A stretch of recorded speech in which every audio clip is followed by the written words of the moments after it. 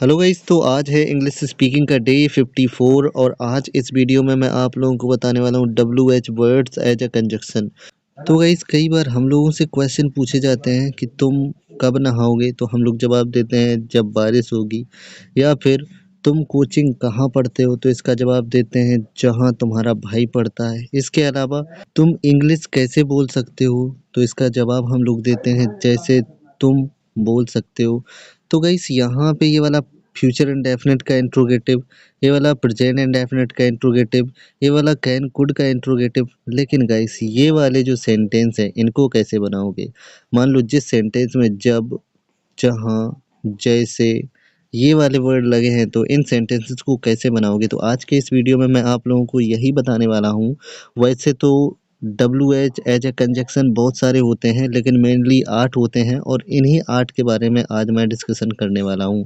तो सबसे पहला वर्ड है व्हेन, और व्हेन मीन्स होता है जब या फिर जिस समय।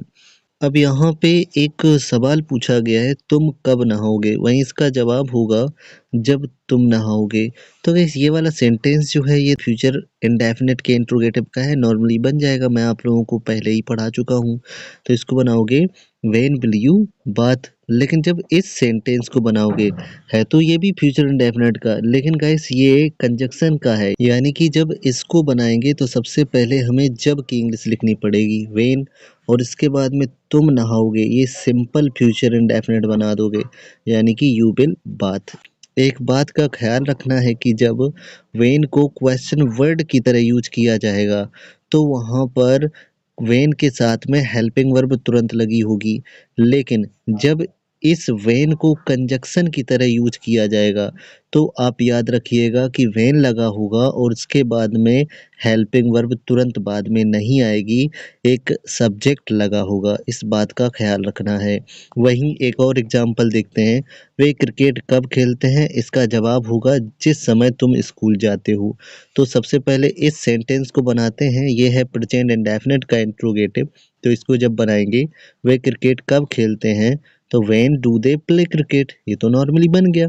लेकिन जब इस सेंटेंस को बनाएंगे तो सबसे पहले हम लोग जिस समय की इंग्लिश लिखेंगे, और जिस समय की इंग्लिश होती है व्हेन, तो यहाँ पे हमने व्हेन लिख दिया। अब तुम स्कूल जाते हो, तुम स्कूल जाते हो ये प्रेजेंट इंडेफिनिट का सिंपल है, यू गो टू स्कूल। इस तरह से सेंटेंस बनाएंगे।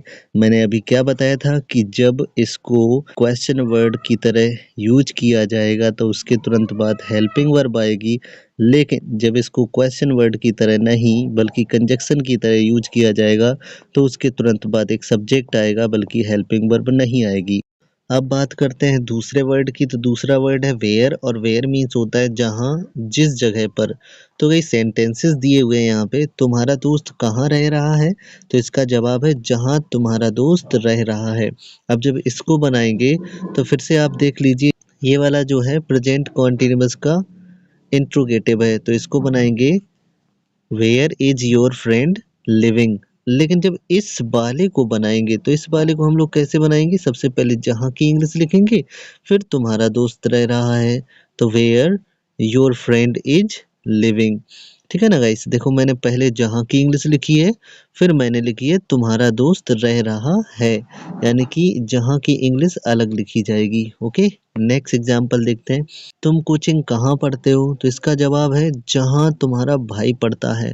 अब इसको जब बनाएंगे तो फिर से ये वाला प्रेजेंट इंडेफिनिट का इंट्रोगेटिव है ना, where do you read coaching.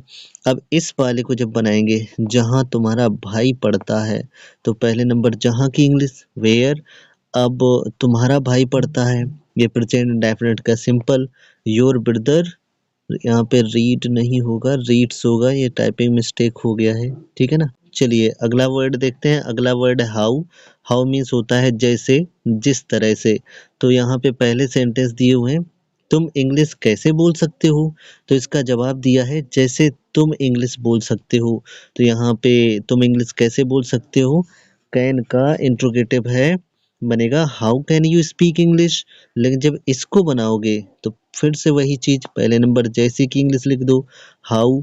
अब यहाँ पे तुम इंग्लिश बोल सकते हो, यू कैन स्पीक इंग्लिश। देखो अभी थोड़ी देर पहले मैंने बताया था कि जब हाउ को इंट्रोगेटिव की तरह यूज किया जाएगा तो हाउ के तुरंत बाद एक हेल्पिंग वर्ब लगी होगी, लेकिन जब हाउ को इंट्रोगेटिव की तरह नहीं कंजक्शन की तरह यूज किया जाएगा तो हाउ के तुरंत बाद क्या हेल्पिंग वर्ब नहीं होगी, बल्कि क्या होगा, सब्जेक्ट होगा।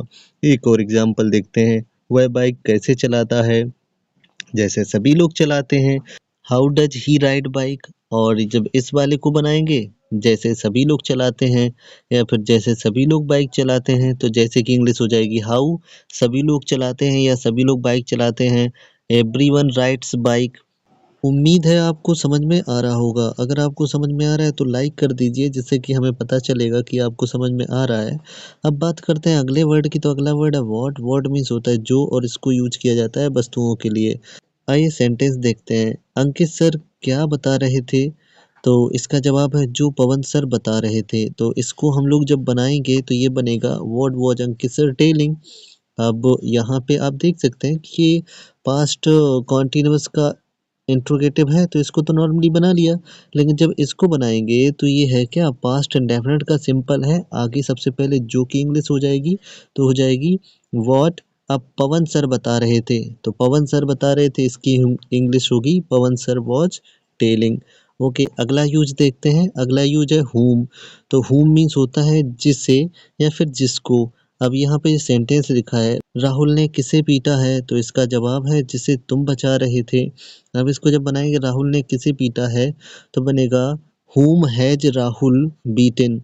whom has Rahul beaten. अब ये वाला सेंटेंस देखते हैं, जिसे तुम बचा रहे थे, तो जिसे की इंग्लिश हो जाएगी whom। ठीक है ना, तुम बचा रहे थे, past continuous, you were saving या फिर यू वर डिफेंडिंग। ओके, अगला यूज देखते हैं। अगला यूज है विच, और विच की हिंदी होती है जौन सा, जौन सी, जौन से या फिर जो, और इसको भी हम लोग व्हाट की जगह पे ही यूज कर सकते हैं। चलिए यहाँ पे समझते हैं एग्जाम्पल के जरिए। तुम कौन सा लेसन पढ़ रहे हो, तो इसको बनाएंगे which lesson are you reading, या फिर which lesson are you studying, या फिर which lesson are you learning. अब यहाँ पे हम लोग जब इस तरफ बनाएंगे तो बनेगा जो मनोज सर पढ़ा रहे हैं, तो जो की इंग्लिश अलग लिख दो, विच मनोज सर इज टीचिंग।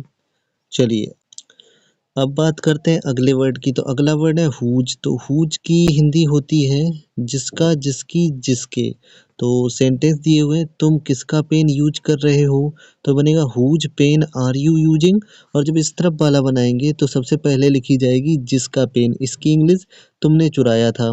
फिर इसकी इंग्लिश, तो जिसका पेन हुज पेन तुमने चुराया था, यू हैड स्टोलन, इस तरीके से। चलिए अभी हम लोग लास्ट देख लेते हैं। तो लास्ट वर्ड है हु मीन्स होता है जो, और इसको हम लोग यूज करते हैं इंसानों के साथ। तो यहाँ पे देखो दो सेंटेंस दिए हुए हैं, इंग्लिश कौन बोल रहा था, तो इस सेंटेंस को हम बनाएंगे हु वॉज स्पीकिंग इंग्लिश। जब हम इसको बनाएंगे जो उस दिन वहाँ मिला था, तो सबसे पहले जो की इंग्लिश हो जाएगी हु, उस दिन वहाँ मिला था। ठीक है, met that day there. Guys उम्मीद है कि वीडियो आपको पसंद आया होगा और आपने बहुत कुछ सीखा होगा।